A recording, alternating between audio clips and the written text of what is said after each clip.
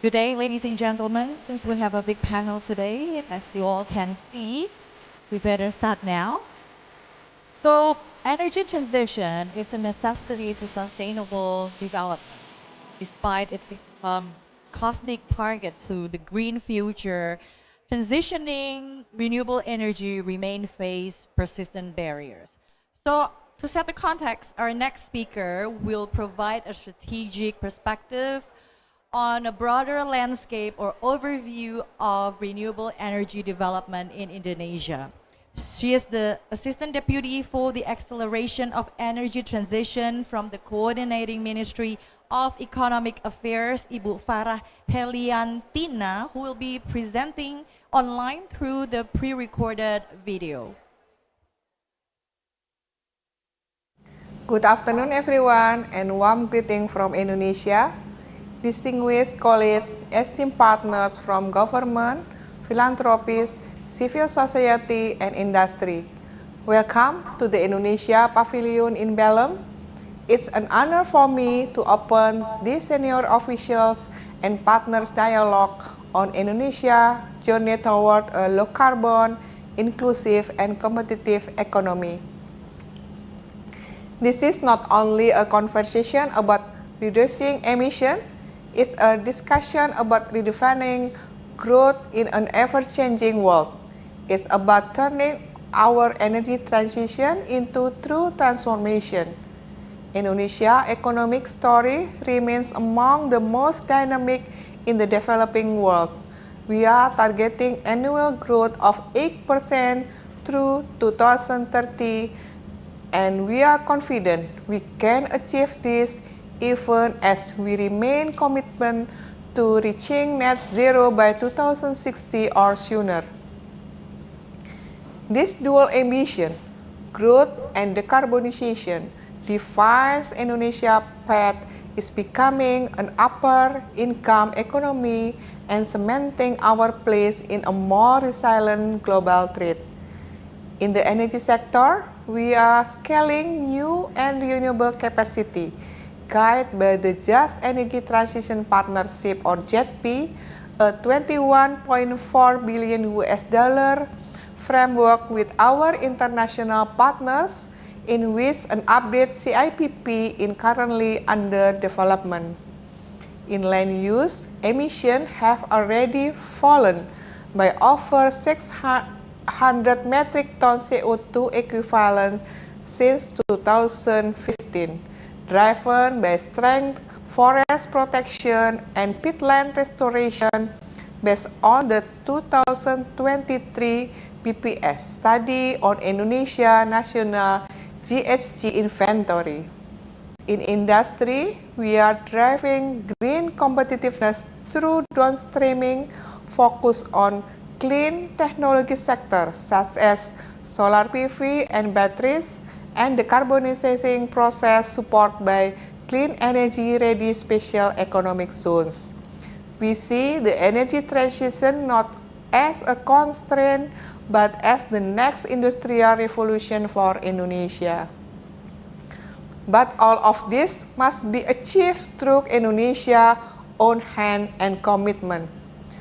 Through the Green Job Initiative with ILO and the UN PAGE, as well as programs led by the Ministry of Manpower and CMEA, we are preparing our 153 million strong labor force based on BPS 2025 labor force release for future-ready skill from renewable energy, maintenance to sustainable tourism and nature restoration. We also recognize that the informal economy, which represents over half of Indonesia workers, must be part of these efforts. Transition at scale requires investment at scale. Indonesia needs an estimate $470 billion in green finance by 2030. To remain aligned with our newly submitted second NDC, our current focus is to make green investment bankable and investable. On top of Indonesia's own effort, international financing, both multilateral development financial institutions and philanthropy, can play a catalytic role in bridging equity gaps. First, on the risking early-stage projects, blended finance, concessional lending, and a transition mechanism must now prioritize speed and scale. Project developers and the private sector are our frontline innovators. They face real-world barriers from grid bottlenecks to financing costs. At the same time, social safeguards must be embedded in every major transaction. CMEA mission is to ensure that the investment climate clear and predictable, so developers can move faster, financing flow more easily, and projects can deliver positive impact to communities sooner rather than later. Moving forward, Indonesia's success will be measured not only by megawatt installed or emission reduced, but also by other socio-economic indicators that underpin our medium and long-term ambition. Our message to global partners is clear. Indonesia is not only transitioning energy, we are industrializing the energy transition to build a low-carbon Indonesia that is prosperous, just, and investable. We must not simply survive the energy transition, but we must shape and lead our own energy transition story. Thank you.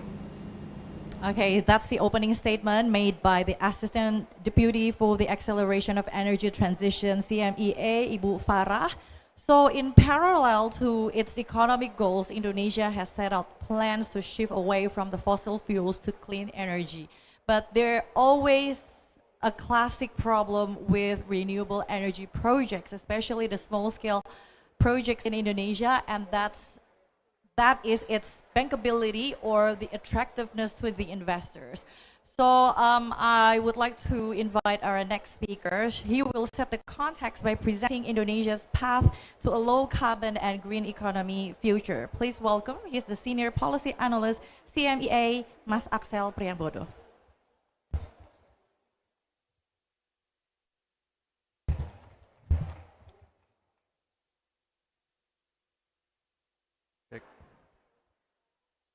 Good afternoon, everyone. Welcome to the Indonesian Pavilion. My name is Axel Priambodo. I'm the Senior Policy Analyst from Coordinating Ministry for Economic Affairs.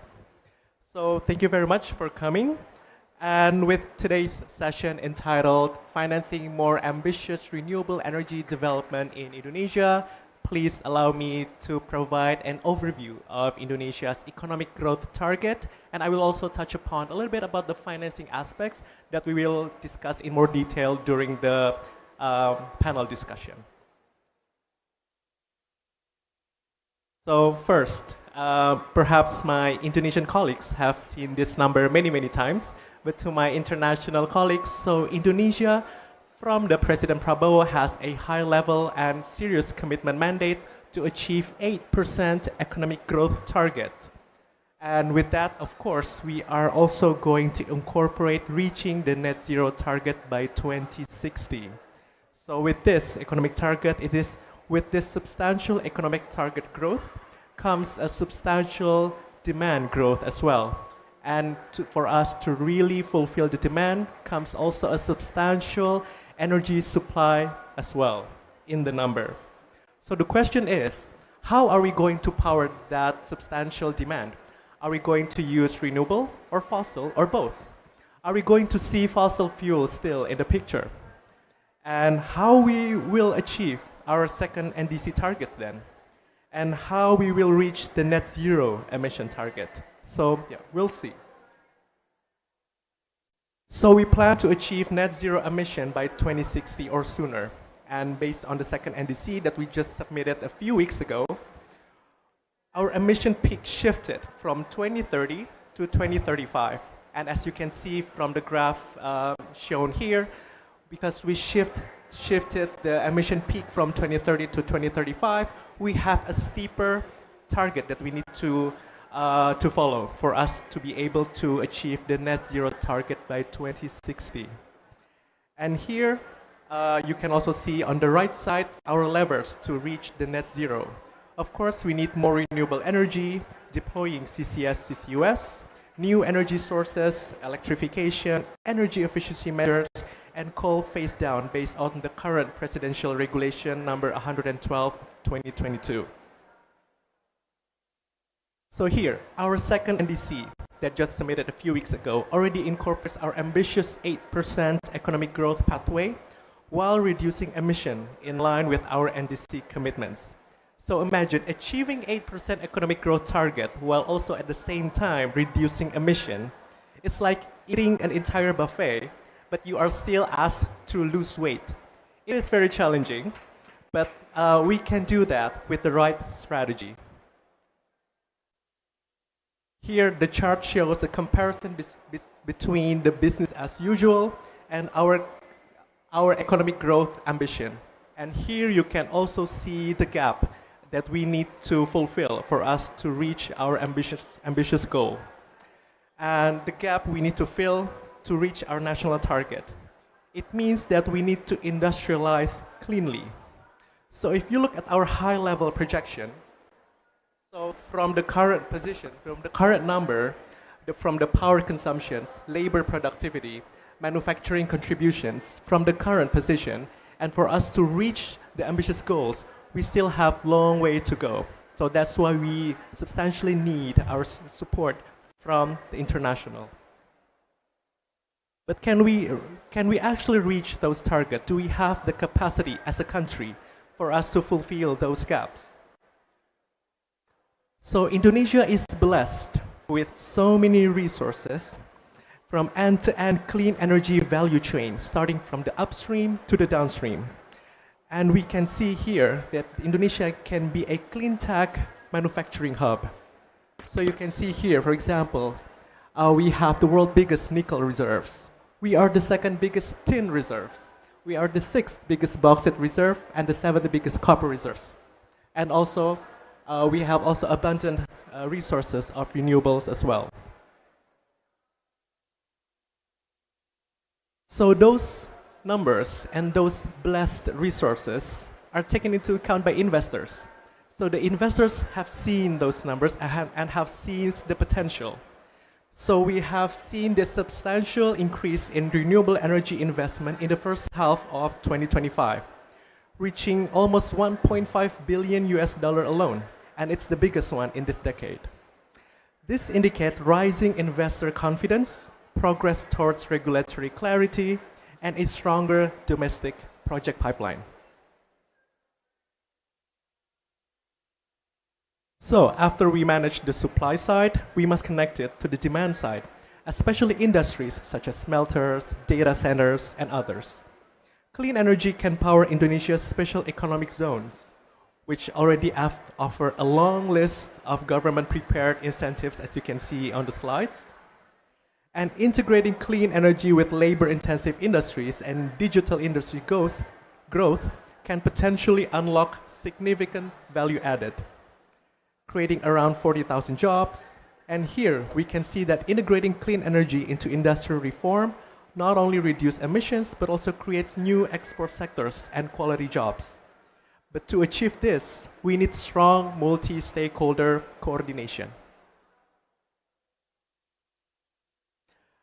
So, you can also here see the potential outcomes if we integrate those ambitious targets and with proper executions. From end to end, from upstream to downstream, we can see the huge potential that we can achieve if we manage and execute everything well. And in order to do that, the government has just formed the National Energy Transition and Green Economy Task Force. Consists of multi-stakeholders, consists of multi-governments, led by CMEA, and also consists of many other ministries as well, including Ministry of Finance, Ministry of Energy, and also state-owned enterprises. We are talking about PLN, our state-owned enterprise utility company, and also Pertamina, our national energy oil and gas company as well. So this task force, the main task is to align national policy, fiscal instruments, and project pipelines to assure the energy transition that drives green economy. So under the task force, we have the JETP, which Pak Paul will explain in more detail. It is a very important and significant initiative agreed between the government of Indonesia, the IPG, and GFANS, which is also coordinated under this task force. And as you can see here on the slides, has already delivered several successful projects and programs, mobilizing $20 billion commitment, starting from Muara Labo geothermal project, Saguling floating solar panel, MRT North-South line, and also MRT Jakarta East-West line. Among these projects, we can see that Saguling over here, the floating solar, can be a very great example of successful blended finance, mobilizing $60 million from public and private financing. So here we have DEG, the Germany's public financier, Proparco from France, the private arm from AFD, and also Standard Chartered, a commercial bank, in collaboration with PT PLN Indonesia Power and also Aqua Power. Here, I want to give a broader overview of a global perspective. How much financing is needed for us to reach our climate target? And on the right side, you also see Indonesia's needs for investment for us to achieve our energy transition based on the PLN electricity planning, or RUPTL. From 2025 until 2034, we need $100 billion investment for us to deploy the energy transition projects. Imagine $100 billion in 9 to 10 years, which means that in 1 year we need roughly like almost $10 billion invested into projects.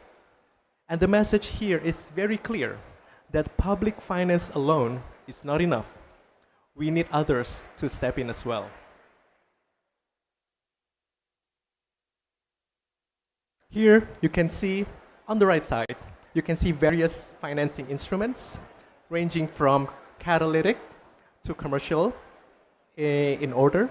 So you can see from the top we have grants and technical assistance, we have guarantee or first loss coverage, public financing, and more to the commercial sides, we have concessional financing and also debt and equity. It looks simple, but in practice it's very dynamic, which is why government leadership and trust are very important in order for us to execute the financing and mobilize the financing. So how do we bring all this together? Here you can see that we need to have, from the left, a clear national goal, bankable pipeline projects, stable regulation, and blended finance mechanism. And when all of these aligned, you get the harmony, predictable risk, and predictable return. So yeah, on that note, on summary, let me conclude. So Indonesia target 8% economic growth and net zero emission. We must double clean power capacity and build a green industrial base. With institutions like the Energy Transition and Green Economy Task Force and the JETP already in place, and with all of you here in this room, now it's all about financing at scale. Hopefully we can move from good intentions to good transactions. Thank you very much. Thank you, Mas Alex. Okay, he'll be one of our speakers, so don't worry if you have any questions. He'll be on stage and can answer to your questions later on. Okay, so in 2022, it's been mentioned by Mas Alex as well, the GOI, Indonesian government's commissioned 20 billion just energy transitions, or what we call JETP, a landmark agreement within G7 and the international financial institutions to accelerate coal retirement as well as expanding renewables. The roadmap outlines renewable will share at least 34% in electricity generation by 2030. So our next speaker will share with all of us the latest progress in JETP, including the 4 projects and 46 programs that has been revealed by Mas Alex earlier. Please welcome Bapak Paul Butar-Butar. He's the head of JETP.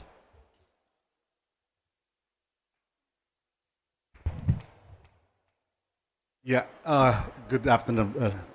Good afternoon, ladies and gentlemen, and thank you, Miss MC. Nice to see you here again in Belém. We at this JETP Secretariat, we have already, let's say, prepared a so-called a kind of scenario. We call it JETP scenario that actually respond to the announcement of the JETP back in 2022.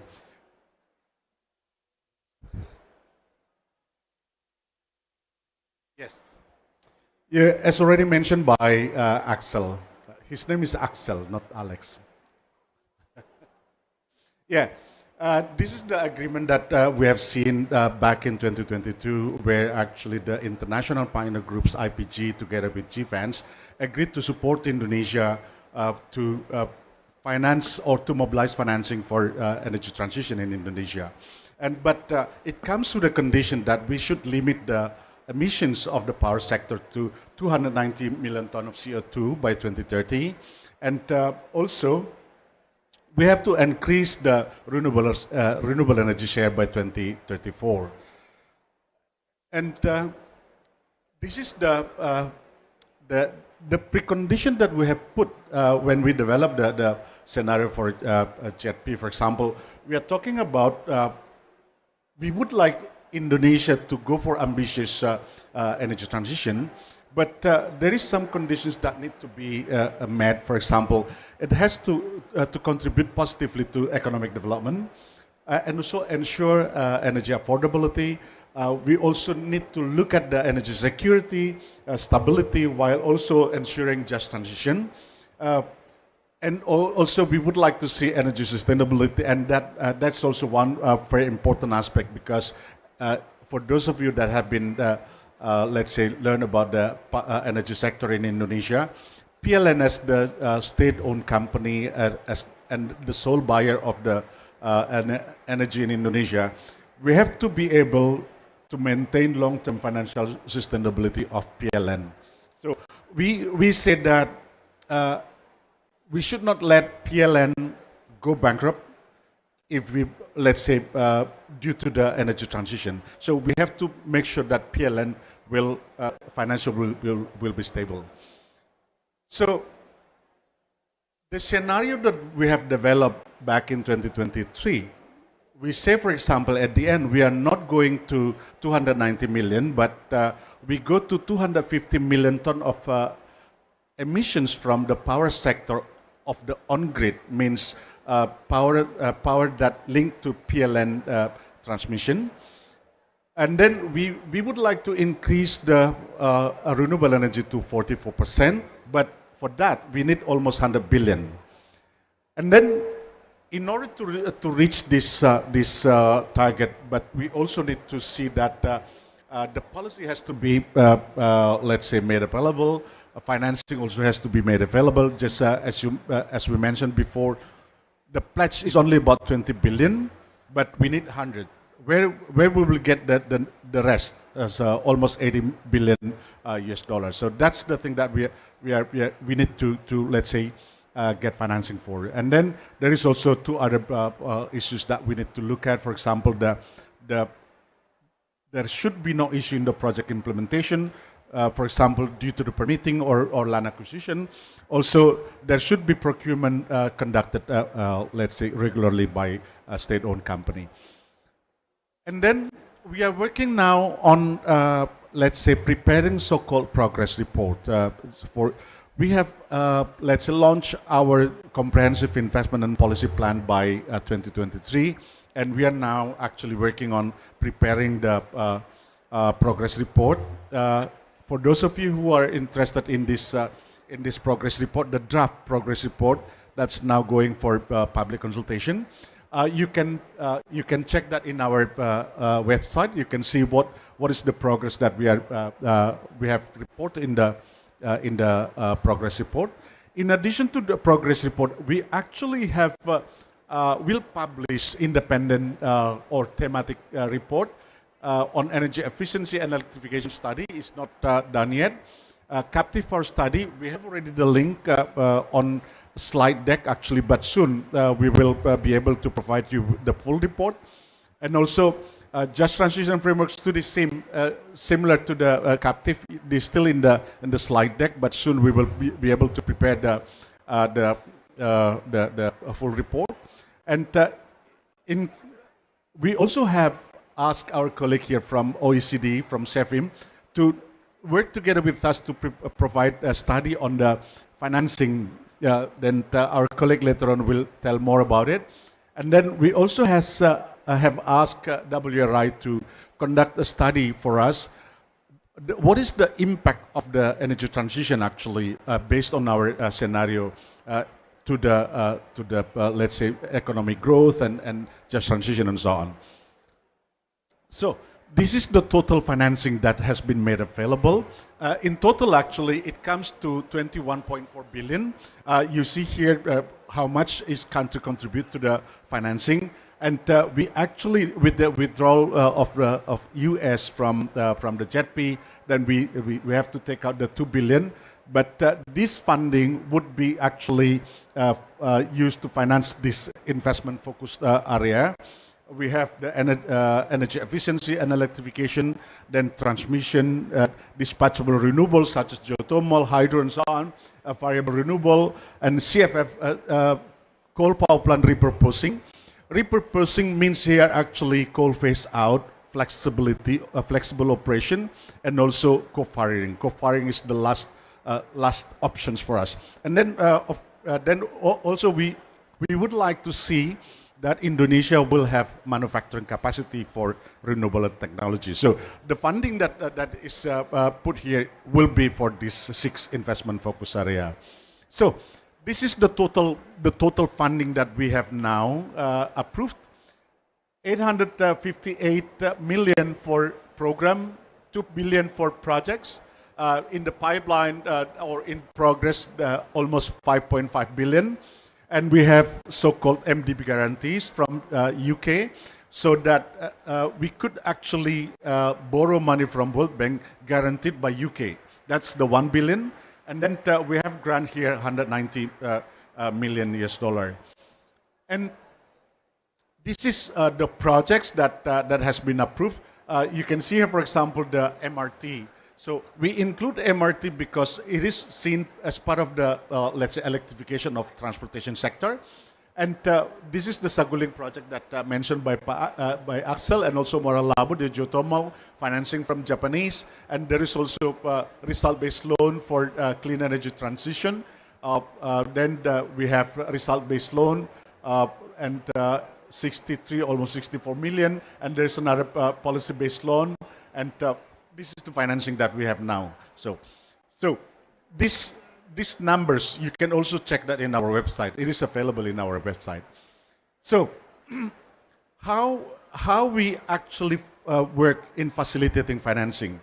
So private sector, IPG or GFANs can actually submit a project to us, and then we will check, we will do a kind of initial screening about the project. Then we communicate, let's say, with the task force that mentioned by Axel before, to check whether the financing or the project proposal actually in line with the investment focus area and so on. Then we will conduct the kind of facilitation. Last time, for example, we invited the financial institution to let's say listen to project developers on their projects. So it was a geothermal company that would like to develop their pipeline and looking for financing. We will do the same thing for any projects. But once there is a communication, direct communication between the project developers and the financial institution, then we from JP Secretariat only need to monitor the progress. If they have issues or they need support from us to facilitate further discussion, then we will step in, including the government. If there is some support needed from the government, then that's the role of JP Secretariat or government, the task force, to step in to do the bottlenecking. So this is the communication, how we communicate with government from JP Secretariat, communicate directly with the task force, as well to the IPG and GFANs. So we, for example, have a bi-weekly call with the IPG and GFANs to update them what is going on with the project and so on, and what is the backlog and so on. That's how we communicate. And one of the core of the JETP is actually this part, the Just Transition Framework. We developed the Just Transition Framework together with our colleague, with our working group. We say that any projects involved as part of the JETP or developed as part of the JETP has to implement this Just Transition Framework. The basics is the human right, gender equality, and empowerment and accountability, with two pillars: no one left behind, and sustainability and resilience. And then we have these 9 standards. The standard 1 to 8 is actually already standard, has already been typically applied by international financial institutions when they assess projects. And then we add so-called economic diversification and transformation. We would like to see that people impacted by the project will be better off instead of worse off, actually. And we have seen already a lot of cases where people actually, let's say, disbenefit from the project construction. So we would like that every project known as JETP project will have to implement this Just Transition Framework. So I mentioned before, the policy is one of the conditions in order to reach the JETP target, and we have actually prepared a kind of policy recommendation, 11 policy recommendation that we have, let's say, will be part of the report. Some of them actually have already been submitted to government back in 2023. 1 to 7 is already submitted. We have additional policy recommendation submitted to the government. The good thing is actually that government has already taken some actions. For example, government has revised regulation related to the local content, related to procurement and power purchase agreement. There is already regulation on early decommissioning. So government tried to really look at how they could implement regulation. But are the regulations that have been already developed perfect? No.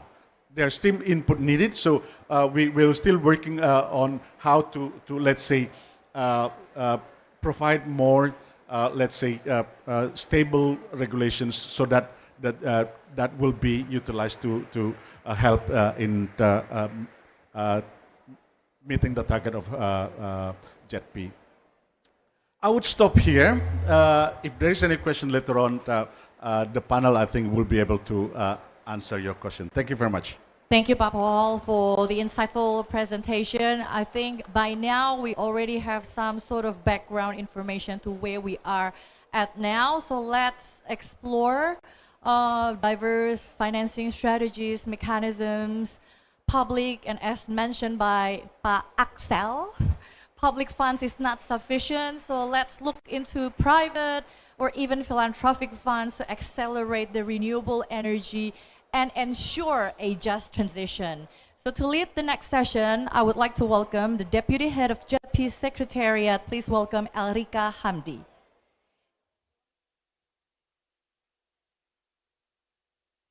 I will call upon all the speakers, being the first one, again, Senior Policy Analyst, CMEA, Axel Priambodo, Program Officer of Natural Resource and Climate Change Ford Foundation, Ibu Mariati Prayitno, Program Director ISEL, Ibu Marsha Mutmainah. Okay, and last but not least, we have the Principal Climate Change, actually I have 2 more. Principal Climate Change Specialist from ADB, Esmira Javier. and Dumisani Sumalo from the Presidential Climate Commission. Yes, I'm talking about you. Over to you. Test, test, test. Is my voice clear? Okay, thank you. Thank you, Ms. MC, for the introduction, and welcome everyone for the for this event session, which is a little bit bright here on the panel. Let me just adjust a little bit. I would like to thank you for everyone who is here, and for the next session, for the next panel, I would like to probably begin with how we've heard from the CMEA that Indonesia is strongly committed to energy transition, strongly committed to decarbonizing the sector, the power sector, but meanwhile, Indonesia still needs to grow. So to quote what Pa Axel mentioned previously, it's kind of like we're eating a buffet, a full buffet, but we need to stay slim. So this is a challenge. And this is a challenge for us all, not just on the financing part, but also maybe on the financial, on the technical, and on the legal side of it. We learned that Indonesia currently have our newly published second NDC, and it is stated there that around US 472 billion of US dollars is needed. Meanwhile, PLN document, planning document, stated that they need at least 100 billion US dollars in the next 10 years. So JETP alone, which has a commitment of about 20 billion, is not enough. And it will never be enough. So it is clear that we need to find a way how to get this financing going, how to get this investment going. So I would like to start this discussion with a question to Mr. Axel. With how you describe the buffet versus being slim, what is exactly the government's planning on this? What is the government's priority to balance the target of economic growth and the target of ambition to decarbonize the sector? Check. Yeah, thank you very much, Ibu Erika. So as I mentioned earlier, it really sounds counterintuitive to have two sounds opposing targets at the same time. But that's the beauty of it. So we, Indonesia, remain commitments in those two goals. Achieving the 8% economic growth target, which is already very ambitious, but at the same time achieving the net zero target by 2060, and also by our just submitted a few weeks ago, the second NDC, we just submitted also a very ambitious target to achieve the peak emission by 2035. And of course, we don't see that as two opposing agendas. So because we really need to balance those two in terms of the implementation. So right now, the government is focusing to align and to connect from the energy supply and to the energy demand. So with that two in place, by connecting those two entities, we really hope that we can get more investments, more green jobs, and that also at the same time, for us to be able to mobilize those two initiatives, we need the investments. As Ibu Erika already mentioned earlier, that in order for us to achieve those two targets, public alone is not enough. The government alone is not enough. We really need to have this collaboration from the public and also the private sectors. But also at the same time, we also need support from our friends from philanthropies in this case. Thank you, Ms. Axel. Maybe if I can elaborate more on the questions. You mentioned in your presentation that one of the plan from the government is to create special economic zones for industries in order to probably create a greener demand. because you were talking about demand and supply of the power. So what is exactly in the plan, or do you have a roadmap for that industrial, special industrial zone? Yes. So at the moment, we have the current special economic zones regulation that haven't really touched in depth about the green industry. It's industrial special economic industrial zones in general, with you already see in the slides with a long list of government prepared fiscal incentives. But we see the trends and we see the needs of us to transition our industries to a greener, to fulfill to reach our target, but also at the same time to fulfill the demand in the global demand.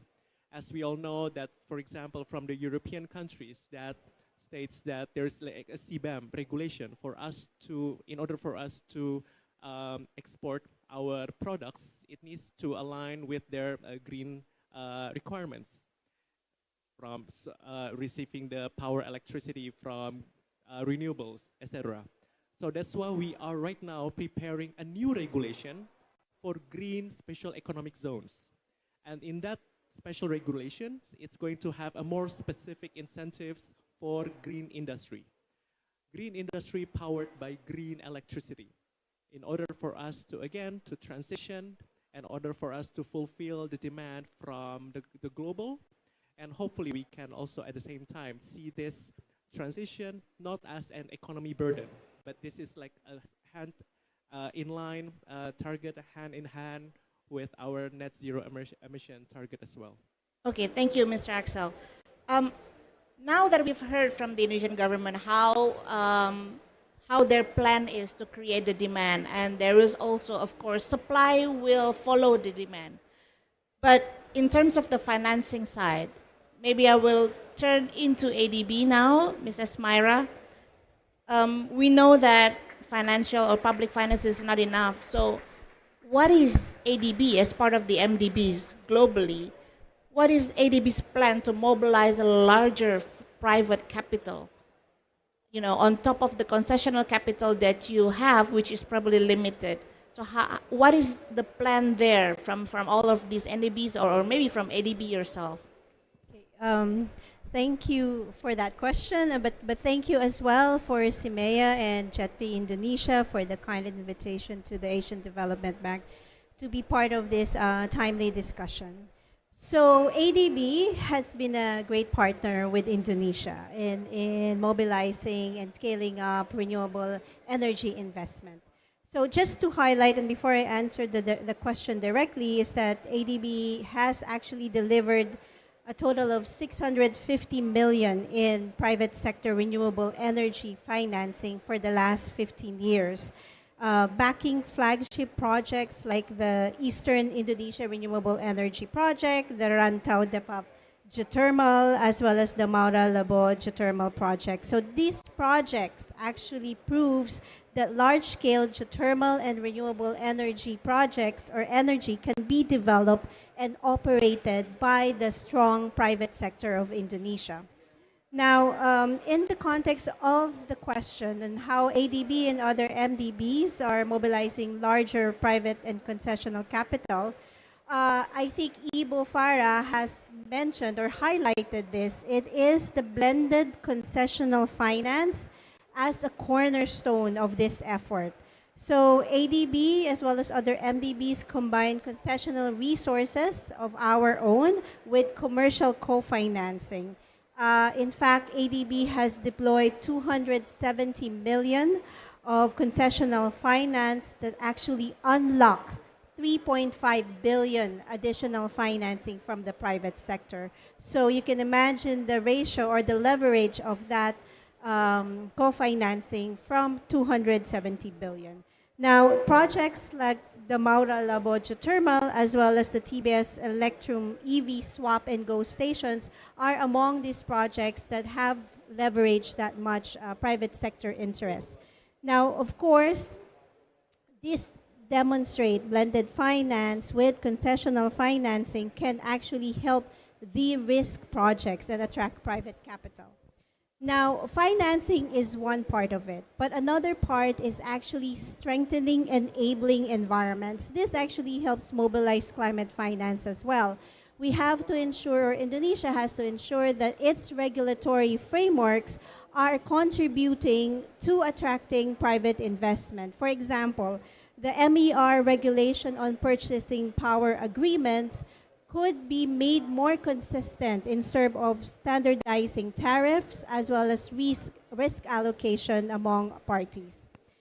Now, another part is policy-based lending, and I think this has come out with from both the presentations from CMEA and JETP, is that policy-based lending is quite a critical factor because it helps establish enabling environments that actually accelerate renewable energy deployment, improves governance, and strengthen institutional capacity. In fact, we do have a policy-based loan with Indonesia, the Affordable and Sustainable Energy Transition Program, specifically targeting policy action that will bring renewable energy investment at scale. Another factor of how to mobilize larger finance is really strengthening regional integration for scale. I think Indonesia is in a great position as part of the ASEAN that these countries work together on strengthening policies across borders as well as scaling up investment across borders. So for example, initiatives such as the ASEAN Power Grid Financing was set up by ADB with the World Bank to actually scale up large investments in renewable energy projects. I think with those concepts of collaboration, policy, but of course financing at scale with blended finance, I'll stop with those. Thank you, Esmira, for that. It's interesting because then we come up to the, not just the blended financing from the banks or from the public financiers, we also have a kind of blended capital that can be used from the philanthropy. Here we have Ms. Mariati, which is from Ford Foundation. Just from the Ford Foundation's perspective, Ms. Mariati, how do you think the philanthropic capital can be deployed to ensure that the just part of the whole energy transition is embedded at the core of the financing? What is the role of the philanthropic capital here? Yeah, thank you, Ms. Elrica. So good afternoon, everyone. I'm Mariati from the Ford Foundation Office, Jakarta. Ford Foundation, as the philanthropy that has worked in Indonesia for more than 70 years, we are committed with the key mission on achieving social justice and addressing inequality. And in terms of the just energy transition, we particularly committed to support partners who enable filling the gap of capacity in terms of the just energy transition in various elements of transition, from historical justice, from transformational justice of few, particularly also working with the government in the specific project level, and also working on the policy side. So for example, we are enabled to provide a grant to conduct a study, like feasibility study or like impact study, and also helping partner and JETP Secretariat to conduct inclusive and participatory consultation when they provide the CIPP for the JETP itself. And we also are enabled to ensure that community, local government, and stakeholder in the project level are heard, and also they can enable to voice the right of the people in the ground, particularly for the people who are directly affected by the just energy transition. And not just in the area of coal phase out, as we know that JETP has particularly this area, but also to enable, based on this topic today, is renewable energy. How to accelerate, and also how the impact of renewable energy, like in energy efficiency, not indirectly, but also covering critical mineral, And beside of just energy transition, Ford Foundation Indonesia, through the program we call it Natural Resource and Climate Justice, we also support on the follow nexus energy transition. So forest and land use, how are affected by just energy transition, and also in terms of the how to reduce the emissions in line with the forest and land use program.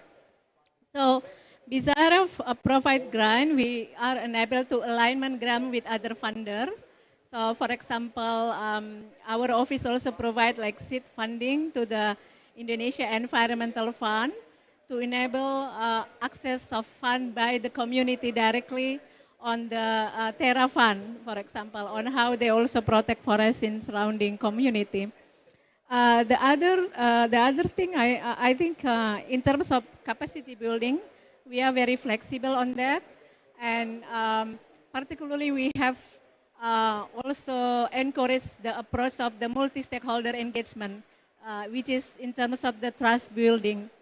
The other example, ICEL also, for example, conduct a study on the worker justice in terms of the phase out of the coal power plant in Cirebon, and another grant. Also, we provide for CCSF University Indonesia, for example. They enable to study on the finance instrument that enable for the upskilling, reskilling the worker, and so on. So I think that's kind of the main approach. Thank you, thank you. So we have the financier's perspective, we have the philanthropist perspective in this blended finance. I would like to draw back to what Ms. Asmira said about enabling policies. You mentioned about enabling policies maybe from the business perspective because it was about procurement and about PPAs. But I would like to ask from the community's perspective or from the CSO perspective, Ms. Marcia, how do you think, what is needed in terms of legal and policy framework to ensure that the level of financing or the innovative financing that is applicable is and will remain equitable and will respect the social and environmental safeguard? What is your view on this? Right. Check. Thank you, Ms. Erika. Okay. Oh, so as Roscapone said, that law is a tool of social engineering, right? And it shapes behavior and aligns incentive, as Ms. From ADB said that. And it corrects market failure that voluntary measures fail to address. So unlike voluntary standards, law can impose binding uniform rules that ensure environmental protection, labor rights, and equity obligation are consistently applied across all financing instruments. And law translates principles into enforceable standards. It turns social and environmental safeguards into mandatory requirements rather than optional commitment by requiring grievance mechanisms, for example, and access to remedy for the impacted people. And the law also guarantees that when safeguards are breached, workers and communities can seek justice through credible and predictable channels. And I think in the international level, financing platforms, including MDBs, the Green Climate Funds, and so on, and JATP, must adopt binding just transition safeguard policies, mandatory social and environmental disclosure rules, and common minimum standards for grievance mechanisms, and independent monitoring across all funds. I think it is being discussed in this scope as well, but we haven't heard any progressive negotiation here on the Just Transition Work Program, right?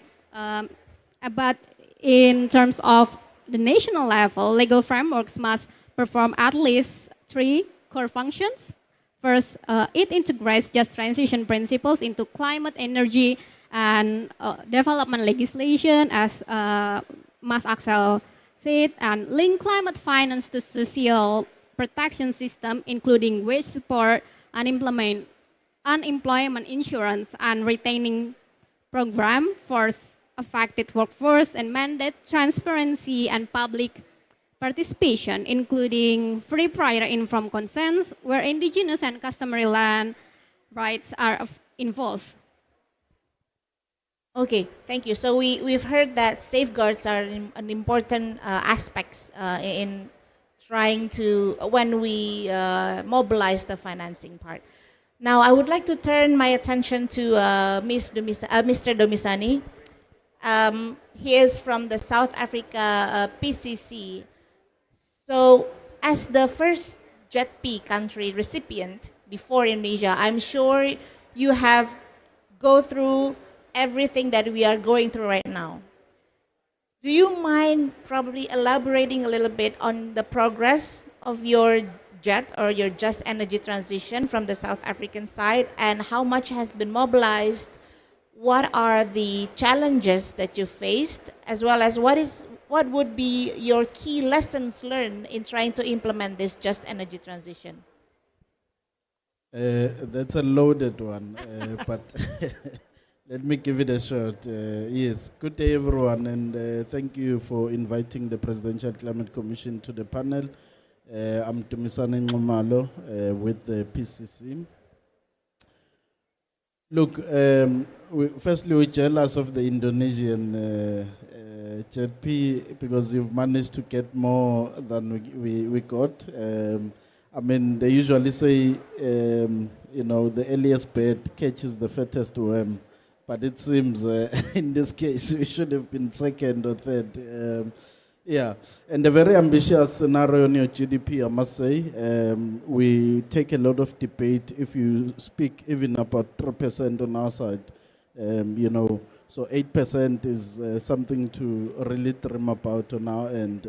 But hopefully one day we also go there. Look, in terms of the mobilization where we are at, the globe knows that we started at 8.5. That was our declaration in Glasgow. But since then, we've managed to move at least to 12.3 in terms of, further declarations. But also in terms of flow, one could argue that we've seen flows largely from the grant, the policy loans, as well as deeply concessional finance flowing into the country. I mean, you asked the question of what has been the journey like. If you ask me, I think sitting from outside the JETP, I would say it's been a tricky one. It's been a difficult one, and it's been a taxing one. Because we've had to come in a space where public trust had long been lost. And therefore, setting up an institution like this had so much to do with also side by side engaging the IPG, building public trust in the domestic environment. And to this day, I think I commend the JETP team in South Africa for having pushed on some of these areas. So what does that look like? On the one hand, we are negotiating coherence from the packages that you are getting. So Indonesia has been lucky to borrow some of the templates around that to basically set up the infrastructure that builds coherence and basically ensures that from the packages that you are getting, you are able to coherently engage allocations through the needs that you have, which was not the case for us. It was only when we had secured the declaration in Glasgow that we actually went back home and said, how much do we need actually for our own energy transition? And we realized that of the 8.5 that we received in Glasgow, we actually need about 98 billion. So we were not even, close to half of what we needed vis-a-vis what we got. And then the next conversation was around how do we coherently, get the different offers from the IPG members to respond to our needs and to also be receptive to our financial institutional capacities. Because as you know, it's been difficult, for instance, to engage on some of the deeply concessional loans because we have quite advanced financial markets in South Africa. So in some instances, the negotiation has went as far as saying it's probably better to go to the market for this type of financing than going to the IPG. And that also, brought a bit of, I would say, innovation from the IPG side to also realize that they're dealing with quite a different animal from an investment point of view. I mean, some of the lessons one would share in the first instance is, leaving no one behind, which is pillar one of your conversation. I think when we secured the JETP in Glasgow, it was seen sort of like a government-only initiative. And that brought a lot of debate in society. And the president, on the 4th of November 2023, tasked the PCC to really go to society and understand what the concerns are, but also review what the JETP actually, how can it be made to be just. And it was in that context that we were able to bring in the workers.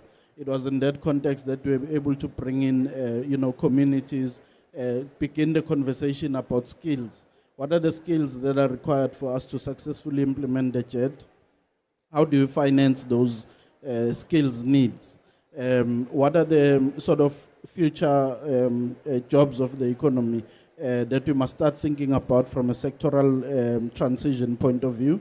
And how do we finance that skills roadmap matched with the future sectors of the economy, and us then getting to that pathway from a resourcing point of view, But at the heart of it, there was also the policy discussion, which really, you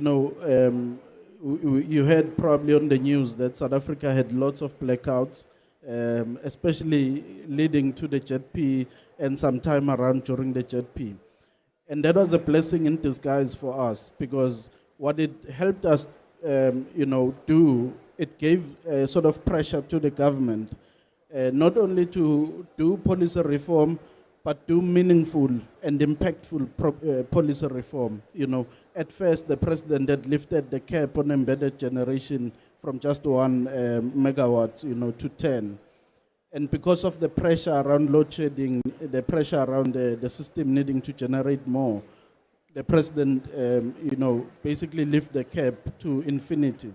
And because of that, we're able to import, firstly, 3.75 gigawatts of solar panels into the country, which really spoke about, our potential as a country to be able to generate more renewable energy, but also finance our own renewable energy, because the 3.75 gigawatts was partly, yes, within the JETP, but mostly by private sector initiative, So that has really been a good lesson for us. And as I speak with you today, we are sitting with a pipeline of 220, megawatts.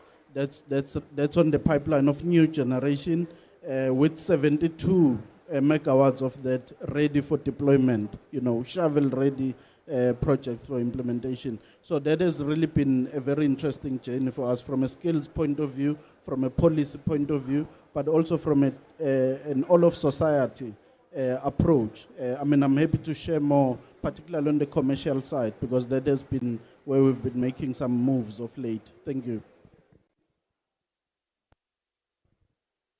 Thank you, Mr. Dumisani. And the beauty of being the second is not only we got more, but also we learn from the South African JETP. So just a little bit of a background information for everyone here. We learned from the South African, the first and probably the most important thing for JETP Indonesia at the time was that to be inclusive. When we were doing the negotiation, and after that, when we were trying to develop the CIPP document, we learned from the what is happening or what happened in the South Africa JET. We know that we cannot leave anyone behind, and that's why during the whole implementation, during the whole planning of the document, we include as much of people and community as possible. So coming back to what Mr. Dumisani said, I would like to ask Mr. Axel. So Mr. Dumisani mentioned something about public trust, which is the core of how and why the institution can work.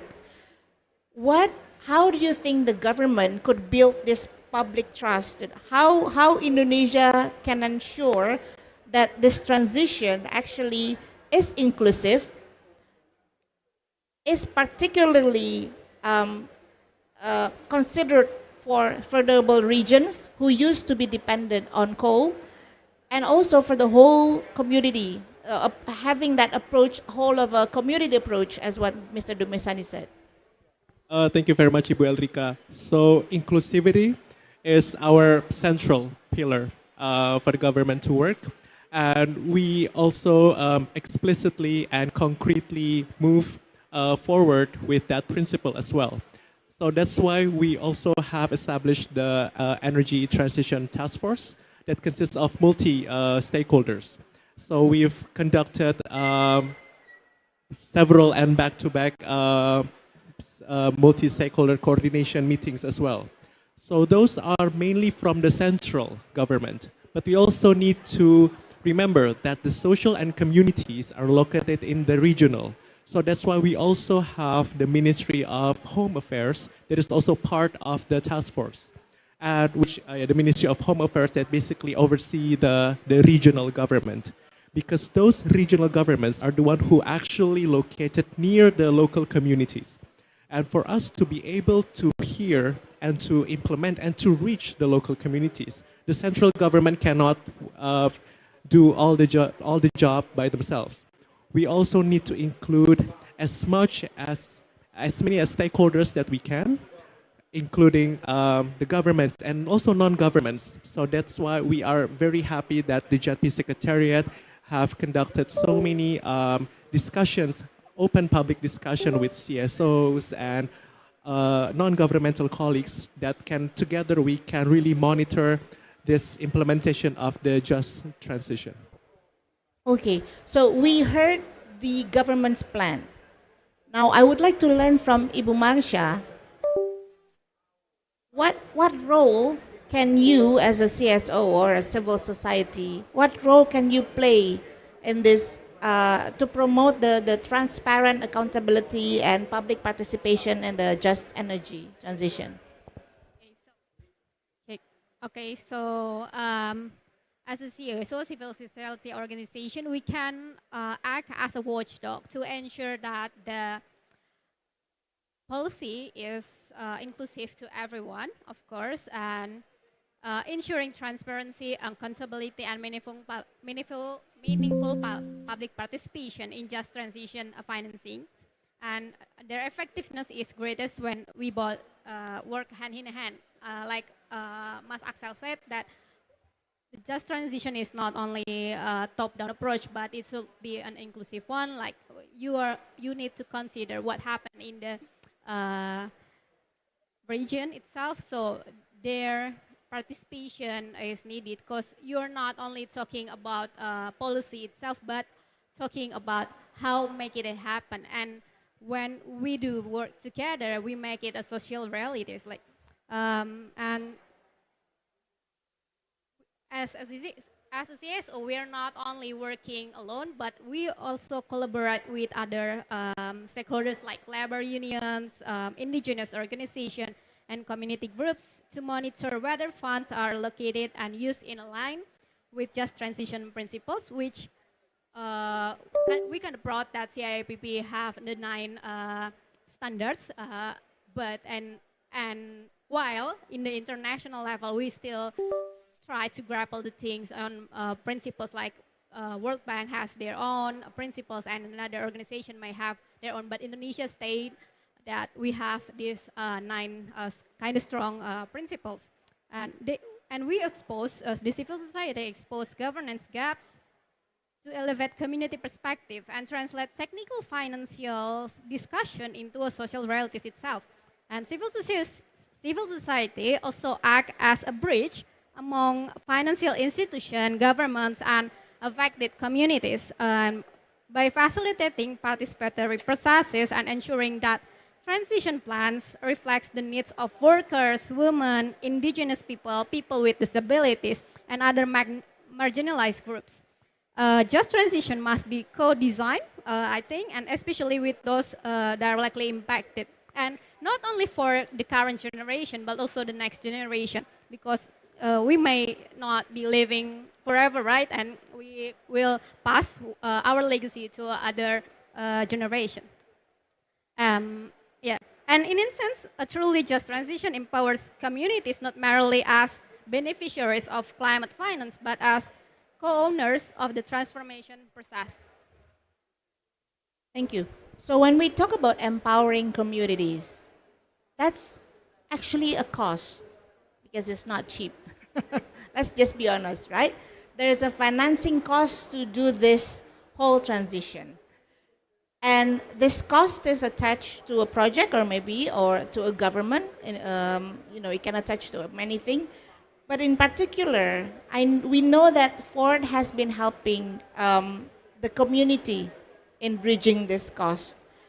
So my question to Mbak Mariati, is there a new way or a new kind of financing mechanisms that philanthropy community, because Ford does not work alone. Ford works with a whole lot of other donors, including other philanthropies. Is there a new way that you think can work to empower these communities to save the environment, but also to save the social communities that have been impacted or will be impacted? Very tough question. So Erika, because just energy transition, we don't want to just to transitioning from fossil to renewable energy, but we want to be more transformative. So in terms of your question on the financial instrument that enable, or maybe the unique way, the new way, first, I think we need to ensure that the grant component in the JETP itself has adequate significant number of the for the just transition itself to cost the just transition, because if not, we just will make the energy transition as business as usual, like fossil. It just changed the base of the energy power plant, but we don't want like that. Second, I think there is an enable public-private partnership that maybe also through the local domestic mobilization through public finance, as long as and the government also can ensure that the political support and constituency to using public money is also part of the consequence. Why? Because government previously for the natural resource rich countries like Indonesia, we have been benefiting for a long time, decade from fossil, from oil and gas sector. We are in the booming oil at 1979, and now we have so many income based on the critical mineral. So why government also didn't want to put the public finance to the kind of the instrument to work with the philanthropy funder and also the investor. Another example also, I think to achieve the transformational justice of the energy transition, we need to working from the beginning of the planning on how to costing the social justice. Planning the cost, meaning that not just the process, but also the benefit sharing mechanism, for example, in the renewable energy area. So talking about how many local labor that maybe we can embed it in the project level, talk with the local government, for example, how they enable to mobilize also finance and also to process the multi-stakeholder dialogue for the trust building. Another possibility also through the domestic bank, regional bank, Bank Pembangunan Daerah. We have ongoing research from the CCSFU, University of Indonesia. The Bank Pembangunan Daerah are enable to put their money to climate, and also I think this is also part of the energy sectors, because renewable energy, for example, for the middle and small level, it's also open to participation and also through the collective action and so on. And what we do, like convening, learning among Indonesia, South Africa previously, before we have CIPP is such kind of the example how we don't want to repeat the failure from the fossil sectors, but we want to do more transformative thing. Another instrument, bonds, and others. So for example, I have a example from the Dilan in Bandung. They have working with the financial management to enable to publish the bond that this bond also like the matching fund that enable for the financial sector to put their money for the disability. So I think those kind of the role of the JP and also stakeholder, we can also create such kind of the public participation through the innovative financing. The other thing, we need to working to asking the impact investment. I think those kind of also need, again, enabling environment regulation from the Indonesia government, how impact investing has a good ecosystem and enabling support to also participate in the investment of energy sector. Thank you. Thank you, Mariati. So you mentioned a lot of stakeholders that it can actually be blended to bear this cost of just. Now I'm going to ask Miss Esmira, as an MDB, what is ADB's plan to embed this cost of justice as well? We know that you already have safeguards, you know, CESA, in ADB's part is CESA for World Bank and IFC's IFC performance standards. And in there, they already embedded the, if we look at it from the JETP framework perspective, is the safeguard 1 to 8 standard. But we have the 9th standard, which is the economic diversification and transformation. How do we, or how does ADB would like to create the whole blended thing so that everyone can actually chip in to bear this cost? Okay, so I know that we're a little pressed for time, but just to highlight that I agree with what everyone is saying about the transition to be just, it has to be people in the center of the transition. So we're not just looking about providing the gap on energy, but also, or greening skills, but also empowering vulnerable communities. And then that's what we've been discussing. So from the ADB or the MDB side, we have, of course, as many of you already know, in 2021, released the Just Transition Framework, or MDB principles on just transition, which actually composed of 5 principles.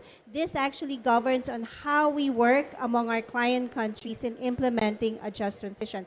But more so, within ADB, we are looking at operational strategies. So internally, we are actually have established our own just transition operational framework. So everyone in the bank understand what just transition is. At the same time, we also have internally building capacity among our own staff on just transition. So in effect, we are also putting that out there by providing through our just transition platform as well as our just transition financing facility to put capacity building and financing as well to our developing and member countries. Now, I guess the specific question is really about what ADB has done is actually last July, we have published a working paper where it actually outlines a 10-step guide for inclusive planning, economic diversification, human capital development, and social protection. So all in all, ADB as well as the other MDBs wants to ensure that we combine, blend would be the word, policy dialogue with finance, capacity building with finance, as well as knowledge and innovation with finance. And I think one of the things that has not been mentioned yet is about the potential or opportunity with carbon markets and carbon pricing. If Indonesia has enough scale to actually tap that particular instrument, it would free up a lot of fiscal space for and then of course money or financing will flow better. So. Thank you, Ms. Esmira. So due to the limited time, I will give the last question to Mr. Dumisani. You've elaborated a lot on the lessons learned. Now, if you are about to give advice to Indonesian government or the Indonesian JETP Secretariat, what would be your number one advice in this whole effort to transition? Is it the people? Is it the public trust? Is it the financing?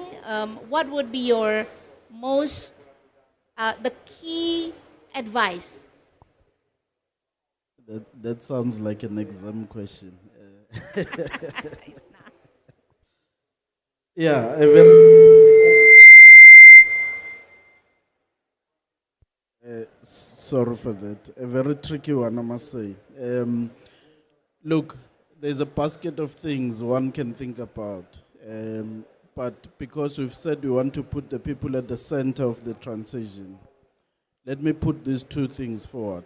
The one is, if the just transition is to be a success, through our just transition framework in South Africa, we've coiled 3 principles. We've said the transition has to be distributive, and that's the one that I would want to focus on in the interest of time. We also spoke about procedural justice, largely saying nothing for us without us. So if you are a worker or you are a community member or you are a young person, you cannot have those old folks in parliament or in government deciding on your behalf without you being there. So that's procedural justice for us. We've said also, let the justice be restorative. So as we shut down the power stations, as we move away the coal mines, let there be restoration that happens in those degraded lands so that economic prosperity can be restored in those communities and livelihoods can also prosper. But even more important, 10% of the economy, 10% of the population in South Africa sits with 80% of the economy, 80 of the economy. So for us, the just transition has had to be distributive.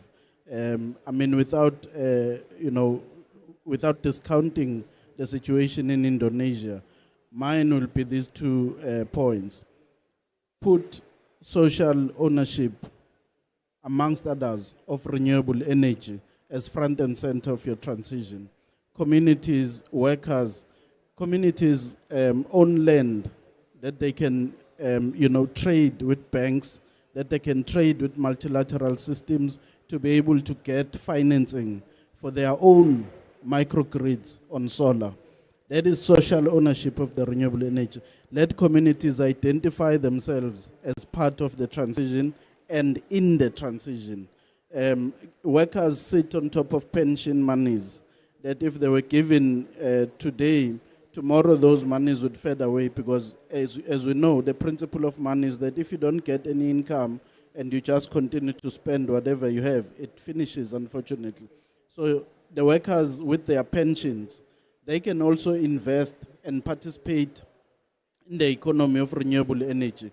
And that is social ownership of, and you'll also reduce the resistance from workers to transition from coal-based jobs or fossil fuel-based jobs to clean jobs or clean energy jobs, because they will see themselves as part of the solution. They will see the solution as one that benefits them.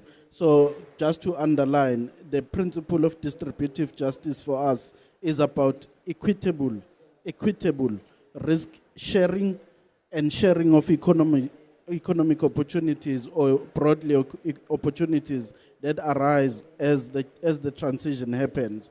And if that happens, then we say that's a just transition. Thank you so much. That was a really good closing speech, which I don't think I can compete on that. But thank you, Mr. Dumisani, because you just brought along what we are going to have in the next session. Well, hello? What we will have in the next presentation from OECD, which is exactly what we are trying to solve. Financing for smaller scale renewable energy. I like how you describe that the communities need to be in the center. They need to have access to not just local banks, but also multilaterals we have ADB here. A lot of the times, communities cannot access multilateral financing because it's just too small. Ticket size is not interesting. So how do we enable this? Please give a round of applause for all the panelists here, everyone, Mr. Dimisane, Ms. Asmira, Ms. Marsha, Ms. Mariette, and Mr. Axel. And I would like to probably invite, as a closing of this event, Ms. Mathilda Maynard, who is the Deputy Director of Environment, Director of OECD. She will present a little bit, a briefer review of our incoming or next going to be published OECD report. You can all download it in our website. It's already on the website, and it will be discussing about guarantees and financing smaller scale of renewables. Thank you everyone for listening to the panel. Thank you. 5 minutes. Thank you. Good morning, everyone. Thank you very much to the Secretariat for the Just Energy Transition Partnership of Indonesia and the Coordinating Ministry for Economic Affairs of Indonesia. At the OECD, through our SEFIM program, that is Clean Energy Finance and Investment Mobilization Program, we are delighted to cooperate with the JETP Secretariat and to support them with analysis and capacity building on several topics related to finance and clean energy transition. Because I'm given, I have some slides to project. I don't know if you can project the slides. Meanwhile, I will go quickly because I have less time than planned. So I will present to you two papers. The first one is focusing on the role of guarantees and insurance for clean energy. If you could project the slides, thank you. Otherwise, I will say it broadly. Okay.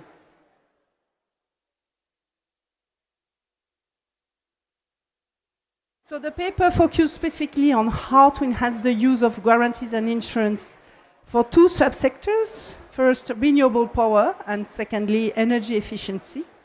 It builds on lessons learned from international case studies, results of a survey, an ad hoc survey conducted with the OGK, a literature review, and stakeholders consultation.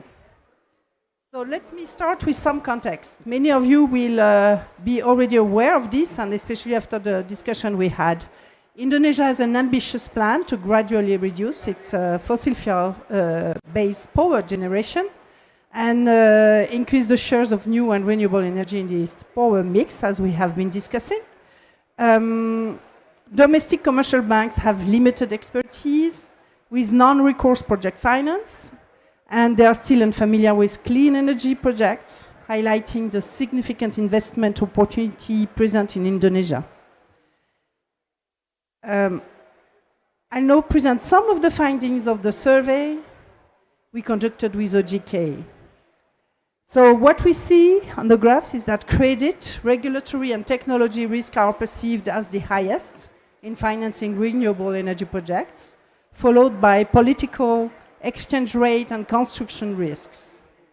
We then ask about which de-risking instruments are most relevant, and the response suggests that credit risk guarantees are viewed as the most effective to de-risk renewable energy investment, followed by risk and loss sharing facilities, political risk insurance, and risk transfer mechanisms.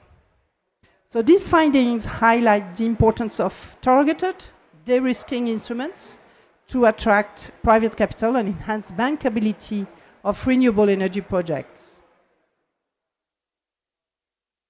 So let's now look at what our research revealed about guarantees and insurance for renewable energy projects. The demand for traditional instruments such as political risk insurance, PRIs, or partial risk guarantees is low in Indonesia, given the generally low country risk, as well as the investment grade rating, credit rating of the sovereign and the state-owned utility, PLN. So credit risk guarantees in local currency proved effective in unlocking domestic capital by improving loan tenures and financing terms. They can increase local financial institutions' familiarity with renewable projects and with non-recourse project finance. A guarantee fund with a first loss cover could significantly reduce credit risk and facilitate financing, in particular for small-scale renewable power instruments in geographically isolated locations. And such a fund could provide bid and performance bond guarantees to small and medium-sized renewable energy developers, supporting them in competitive procurement processes, hence lowering barriers to entry and steering competition very importantly. For large-scale projects, sovereign guarantees can de-risk strategic investment such as geothermal energy and grid infrastructure, covering, for instance, risk of change in law. There are also significant opportunities to scale up the use of guarantees and insurance for energy efficiency projects. If accompanied by robust policy, as it was discussed in the previous panel, and supporting measures to improve energy auditing, monitoring, and verification, and to enhancing collaboration among stakeholders. Partial credit guarantees and first loss instruments, including in the form of portfolio guarantees, can improve financing terms and credit availability, provided that their cost is lower than the reduction in lenders' risk margins. For the public sector to lead by example, a revolving fund providing guarantees for EE projects, first in public sector buildings, and later municipal services like street lighting, water utilities, and government transportation fleets could be really considered. Insurance instruments like the energy saving instrument are particularly well suited to support the financing of energy efficiency improvements in SMEs, in the commercial services and industrial sectors. And selecting industry sectors with the highest energy saving potential is crucial for the successful implementation, and though individual project sizes are relatively small. Collaboration with the Ministry of Energy and Mineral Resources and other relevant stakeholders is necessary to identify priority sectors and energy efficient technologies such as boilers, air conditioning, or lighting, among others. It's also important to recognize the limitation and barriers to using guarantees and insurance in clean energy finance. First of all, de-risking instruments are not effective without a robust enabling environment, and that's a strong point from the previous panel. Let me reiterate it. You need the proper enabling environment. That's the best de-risking, mechanism somehow. So, including, for example, strong clean energy targets, which you have in Indonesia, sound power purchase agreements, transparent auctions, and cost-effective tariffs. Guarantees and insurance are helpful in shifting risk perceptions, but they do not fix structural credit or financial weaknesses. So it's not magic, And guarantees and insurance are also relatively complex instruments. They involve multiple different parties. They increase transaction costs for structuring the operations, and, for example, related to due diligence activities. And one can say that there is a general lack of data on guarantees, especially on their pricing. So financial institutions and developers often have limited familiarity with these instruments. So these are very serious barriers to the use of guarantees and insurance mechanisms.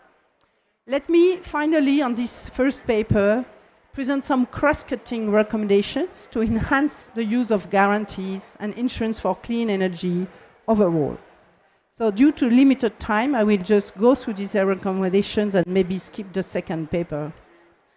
So first recommendation, bilateral donors, MDBs and other DFIs, providing guarantees at concessional terms, could prioritize sectors that currently have limited access to affordable financing from the market, such as SMEs, small-scale renewables, geothermal, and also those geographically isolated projects and energy efficiency projects altogether. Second is that partial guarantees, those with a coverage ratio lower than 100%, should be preferred over the blanket guarantees whenever they are sufficient to reach bankability in order to align the interests. Third recommendation is that standardizing the product offer and simplifying due diligence terms and conditions of guarantees would allow for economies of scale, and this can be particularly important to make those products suitable for small-scale projects. Next recommendation is for the OG key that could assess the eligibility under Basel regulations of sovereign guarantees, of joint guarantees, of DFI guarantees and specialized institutions guarantees as risk mitigant for project finance transactions. Next recommendation is for policymakers. They could address the barriers in the enabling environment that are currently hindering clean energy finance and investment.